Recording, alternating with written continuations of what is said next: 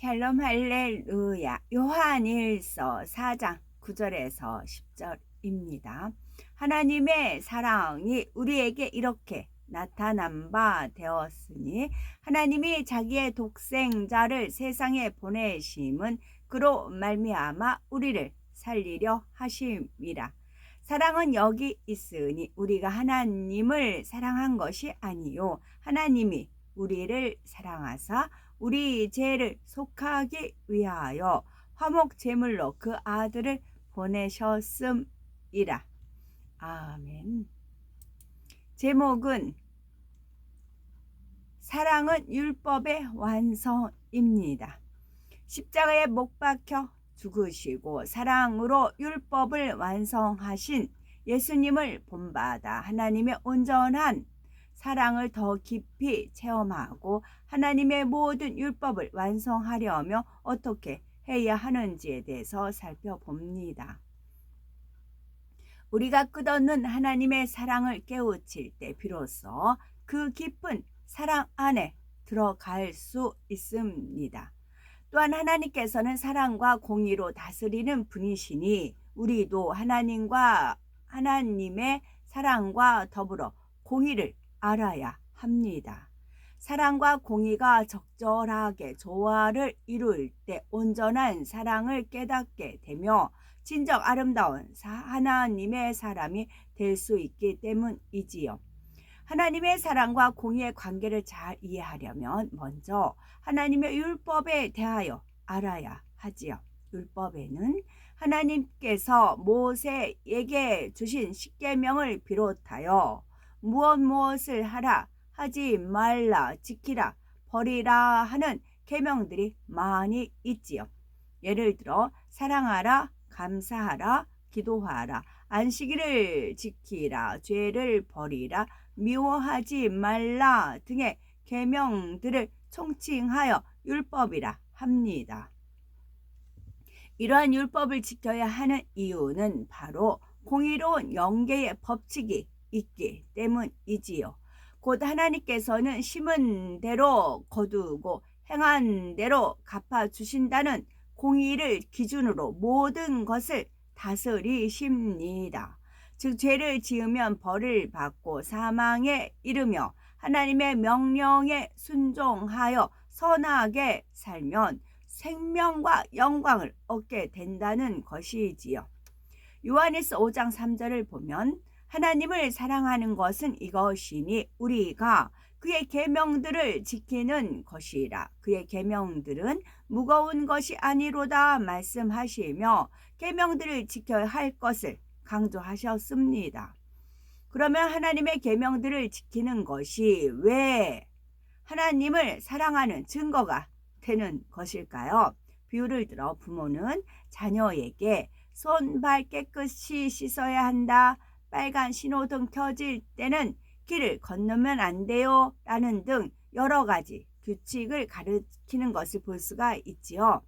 이런 규칙들은 부모가 수시로 가르치는 이유는 자녀를 힘들게 하려는 것이 아니라 질병이나 사고, 위험으로부터 안전하게 지킴을 받으며 평안하게 살아갈 수 있도록 하기 위한 부모의 사랑입니다.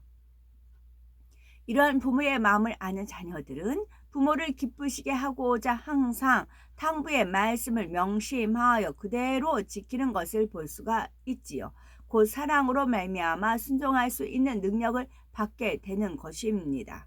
이와 마찬가지로 사랑의 근본이신 아버지 하나님께서 우리에게 계명을 주신 것은 우리로 평안하고 행복하게 살 수 있도록 하기 위한 하나님의 사랑이라는 사실을 알아야 합니다.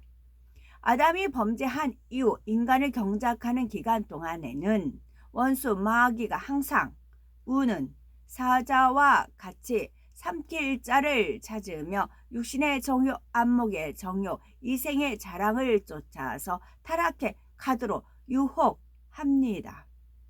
이처럼 세상적인 욕심을 쫓으며 범죄해 나가는 사람의 앞길에는 고난과 재앙이 임하고 결국에는 사망이 기다릴 뿐입니다. 그러면 하나님의 계명을 지켜 행하는 사람들은 어떠합니까? 요한일서 3장 21, 22절에 사랑하는 자들아 만일 우리 마음이 우리를 책망할 것이 없으면 하나님 앞에서 담대함을 얻고 무엇이든지 구하는 바를 그에게 받나오니 이는 우리가 그의 계명들을 지키고 그 앞에서 기뻐하시는 것을 행함이라. 말씀하신 대로 무엇이든지 구하는 대로 주십니다. 사랑의 하나님께서는 그의 자녀들에게 축복만을 주기 원하시지만 또한 공의의 하나님이시기 때문에 죄를 지은 만큼 원수 마귀에게 내어주실 수밖에 없습니다. 그래서 하나님을 믿는 사람 가운데도 말씀대로 살지 않는 만큼 질병이나 사고를 만나는 등 환난이 따르게 되는 것입니다. 하나님의 말씀을 지켜 행하는 것은 깜깜한 어둠 속에서도 등불을 들고 가는 것과 같습니다. 그래서 등불이 있으면 넘어질 염려가 없듯이 빛 대신 하나님께서 함께 하시면 어떠한 환경 가운데서도 지킴받으며 하나님의 자녀된 권세와 함께 영생의 축복을 누리게 되는 것이지요. 하나님 편에서는 말씀에 순종하는 자녀에게 영계의 법칙에 따라 항상 불꽃 같은 눈동자로 지켜주시고 구하는 대로 응답해 주실 수 있으니 얼마나 즐거우시겠습니까? 또한 하나님의 자녀들 편에서는 하나님의 말씀대로 준행하는 만큼 깨끗하고 선한 마음으로 변화되어 하나님의 마음을 닮아가게 됩니다. 그리고 하나님의 마음을 닮은 만큼 하나님의 사랑을 더 깊이 느낄 수 있으며 하나님을 더욱 사랑할 수 있게 되어 하나님께서 원하시는 온전한 자녀로 나오게 되지요.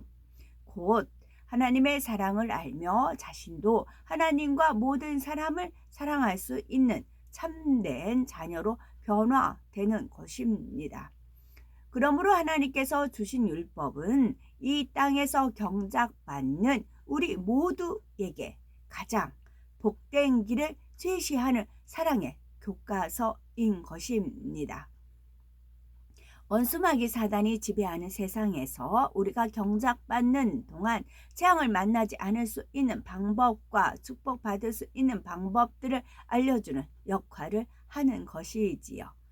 즉 하나님께서 율법을 주신 것은 율법을 지키지 않는 사람을 지옥으로 보내시고자 함이 아니라 모든 사람들이 율법을 지킴으로 천국에 이르기 원하는 마음으로 주셨다는 사실입니다. 사랑의 하나님과 마음이신 예수님께서는 이 땅에 오셨을 때 사랑으로 율법을 완성해 주셨습니다. 먼저 예수님께서는 하나님의 모든 율법을 온전히 지키는 본을 보이셨죠. 그러나 예수님께서는 자신이 율법을 다 지키셨다고 해서 율법을 지키지 못하는 사람들을 향해 정죄하여 너희는 율법을 어겼으니 사망이라 말씀하시지 않습니다. 다만 한 영혼이라도 더 회개하여 구원에 이를 수 있도록 밤낮 없이 진리로 가르치셨고 또한 죄로 인해 질병과 연약함에 매인 사람들과 귀신 들린 사람들을 고치기 위해 쉼 없이 일하셨습니다. 이러한 예수님의 사랑을 가장 잘 알 수 있는 사건 중에 하나가 바로 간음하다가 현장에서 붙잡힌 여인이 예수님 앞에 끌려왔을 때의 일이지요. 하루는 서기관들과 바리새인들이 간음 중에 잡힌 여자를 끌고 와서 예수님께 모세는 율법에 이러한 여자를 돌로 치라 명하였거니와 선생은 어떻게 말하겠나이까 하고 물었습니다. 이 여인은 많은 사람들 앞에 범죄가 드러나 눈앞에 계신 예수님의 입에서 돌로 치라는 한마디만 떨어지면 빗발치듯 날아드는 돌에 맞아 죽을 수밖에 없는 상황에 놓여 있었지요. 그런데 예수님께서는 그들 모두가 하나님 앞에서는 죄인이므로 서로를 정죄할 수 없다는 사실을 깨닫게 하셨습니다. 이에 부끄러워진 유대인들은 하나 둘씩 그 자리를 떠나고 마침내 예수님과 여인만 남게 되었지요. 이때 예수님께서는 여인을 향해 나도 너를 정죄하지 않으니 가서 다시는 죄를 범치 말라고 당부하셨습니다. 그렇다면 가늠한 여인은 범죄하면 돌에 맞아 죽는다는 사실을 모르고 있었을까요? 그렇지 않습니다. 아무리 율법을 듣고 배워서 알고 그 처벌을 두려워하는 사람이라도 육체의 정욕을 이기지 못할 때는 남의 눈을 피해 가며 범죄하게 되는 것입니다. 그런데 죄가 드러나 고통과 두려움에 처했을 때 예상치 못했던 예수님의 용서를 체험하게 되었으니 이 여인은 얼마나 감동의 눈물을 흘리며 다시는 범죄치 않을 것을 마음에 다지고 또 다졌겠습니까? 예수님의 사랑을 기억한다면 다시는 율법을 어기고 범죄할 수 없는 것입니다. 이것이 바로 사랑으로 율법을 완성하시는 예수님의 모습이지요. 예수님께서는 모든 사람들을 향해 동일한 방법으로 율법을 완성해 주셨습니다. 흠도 점도 없는 하나님의 독생하신 아들이 죄인들을 위해 온 몸에 채찍을 맞고 가시관을 쓰시며 손과 발에 못 박히는 고통을 다 받으시고 물과 피를 다 쏟으시기까지 생명을 주신 헌신, 이는 바로 인류 역사상 사랑의 절정을 이루는 순간이었습니다. 이처럼 엄청난 사랑의 힘이 우리에게 임할 때 우리는 율법을 온전히 행할 능력을 얻을 수 있는 것이지요. 만일 예수님께서 사랑으로 율법을 완성하시지 않고 율법 그 자체의 잣대로만 엄격하게 측정해서 사람이 범죄하는 대로 외면해 버리셨다면 세상에 구원받을 사람은 한 사람도 없을 것입니다. 그러므로 하나님의 사랑과 용서를 받은 사람들은 더욱 겸비한 마음으로 형제를 용서하고 섬길 수 있어야 합니다. 율법의 근본 정신은 아버지 하나님을 사랑하는 것이요, 선 자체이신 아버지의 마음을 닮아가는 것입니다. 그런데 예수님 당시 율법주의자들은 마음을 거룩하게 하는 데는 관심이 없고 율법의 외적인 형식에만 치우치면서 자신들은 율법을 다 지킨다고 생각했습니다. 그러니 그렇지 못한 사람들에 대해서는 사랑이 아니라 곧장 판단과 정죄가 나왔던 것이지요. 오히려 율법 안에 담긴 참된 것을 설명하며 아버지의 마음을 가르치시는 예수님을 보고도 잘못되었다고 말하는 것을 볼 수 있지요. 그러나 하나님께서는 긍휼과 사랑이 없이 형제를 정죄하는 율법주의를 원하시지 않을 뿐 아니라 사랑하는 자녀들이 하나님의 사랑을 느끼지 못하면서 고통스럽게 율법을 지키는 것도 원하지 않으십니다.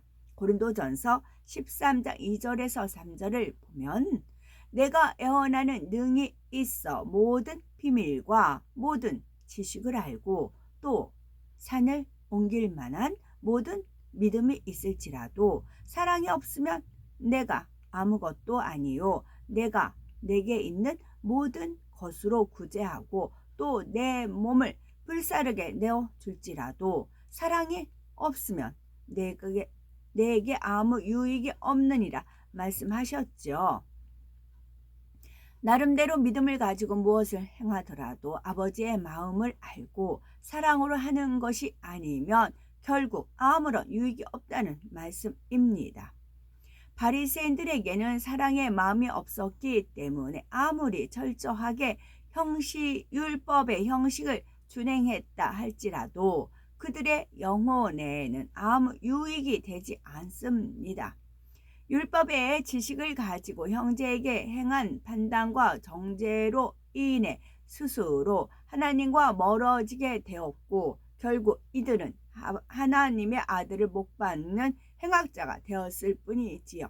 그러므로 죄악을 버림으로 근본 마음 자체를 깨끗하고 변함없는 영의 마음으로 일구어야 영적인 사랑으로 하나님을 사랑할 수가 있습니다. 또한 진정 하나님을 사랑하는 사람이라면 이미 이웃을 내 몸과 같이 사랑할 수 있는 마음이 되어 있을 것입니다. 우리는 말씀을 통해 우리를 먼저 사랑하신 하나님을 더욱 뜨겁게 사랑하고 사랑의 힘으로 그 모든 계명을 완성하면서 하나님의 축복을 마음껏 받아 누리는 우리가 되어야 되겠습니다. 아멘.